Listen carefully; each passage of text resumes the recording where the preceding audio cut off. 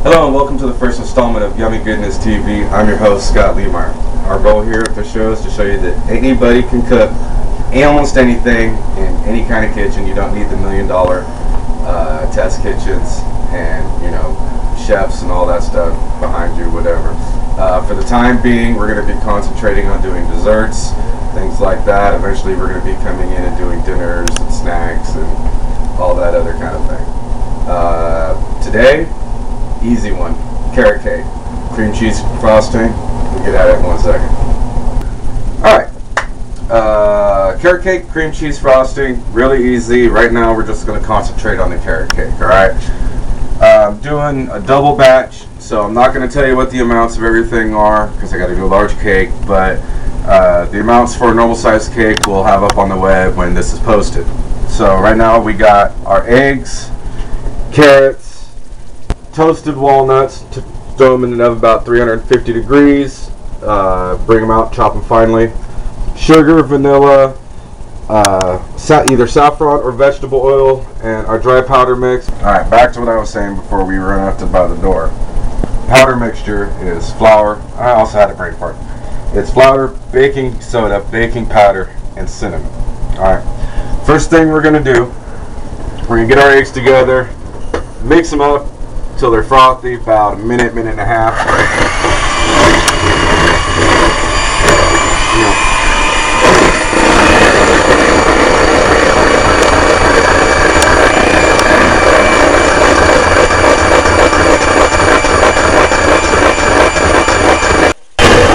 Alright.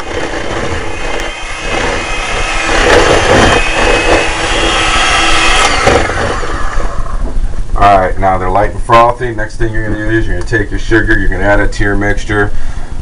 While it's running, very slowly, let it get all incorporated. You're going to beat it for about 3 to 4 minutes.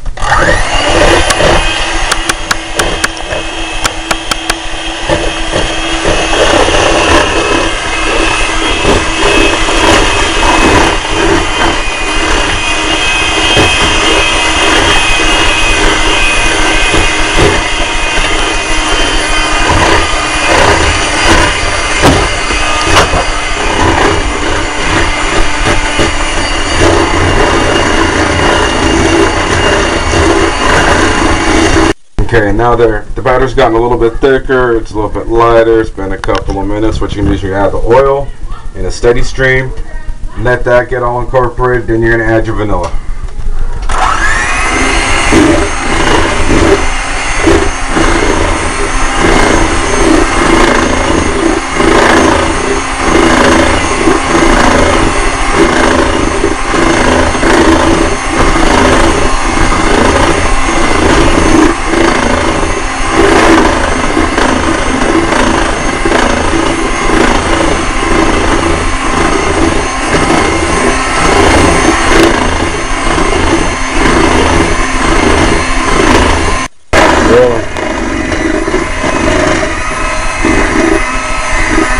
That would be the vanilla, right?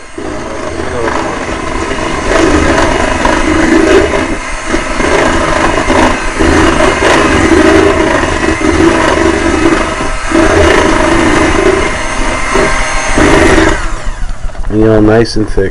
Nice and thick. Alright.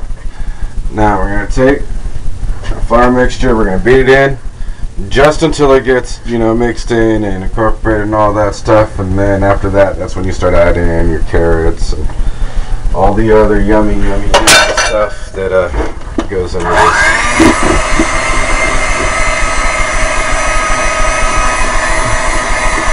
Well, how long would you say that you mix it like that for? A minute or two, just till it gets incorporated.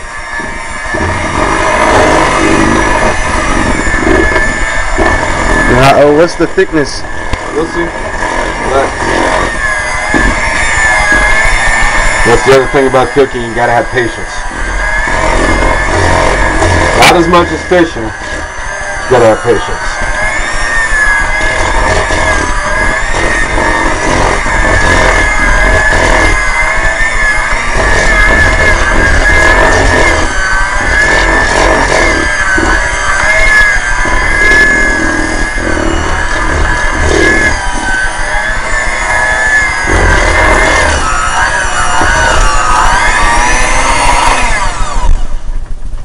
Alright. Got the hands off. Grab the spatula. That way they get a nice view of what you expect when you're done with your mix.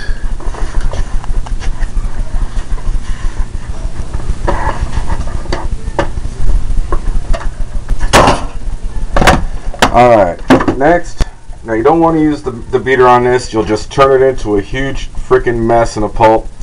I just take a cheese grater, grate it down, grab your mix, Just make sure most of it ends up in the bowl and not all over your counter. careful, you don't want to get any of that in the bowl. And then just fold it in. You don't stir it or try to mix it, you just fold it, right? Just fold it. It's better to fold it that way? Again, you'll just turn it into a messy pulp if you try to mix it with your beaters or whatever. It doesn't really come out looking like carrot cake any other way. No.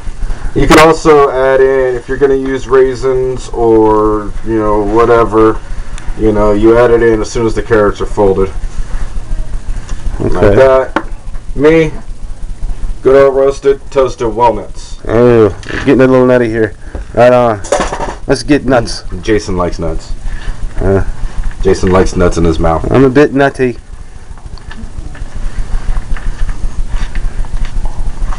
How about these nuts?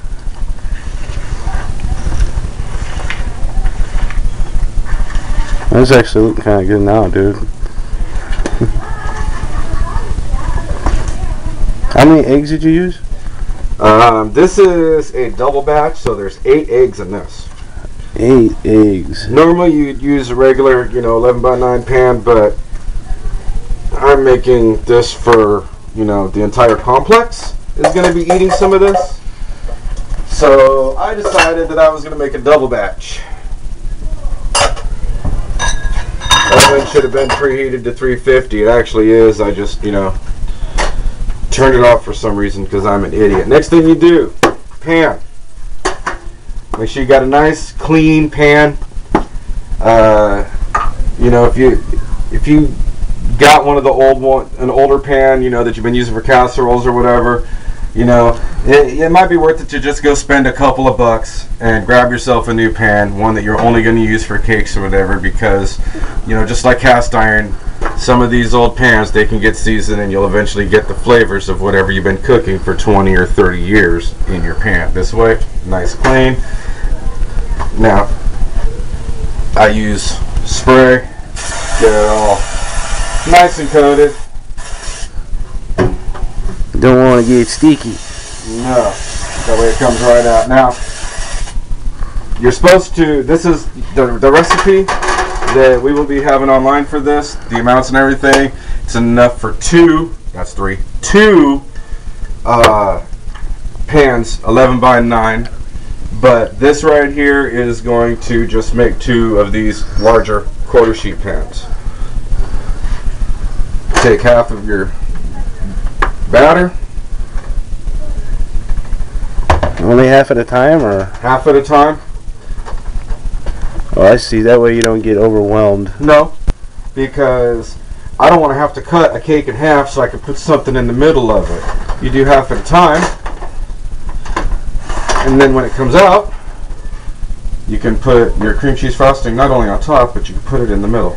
Learn something every day. Double layer cake. Not only that, cooks more evenly. What was that? Double layer cake, huh? Yep. Put that in your oven. 30-45 minutes. Check it after 30. Toothpick insert it, comes out clean. Then it's done. We'll be back in a couple of minutes, or actually we'll be back 35-45 minutes when this is done. We'll pull it out. We'll show you everything you got to do. As soon as we get the other cake wrapped up, then we will go ahead. We'll start on our cream cheese frosting, get all that wrapped up, and we'll frost the cake. So we'll be back in a few minutes. Thanks.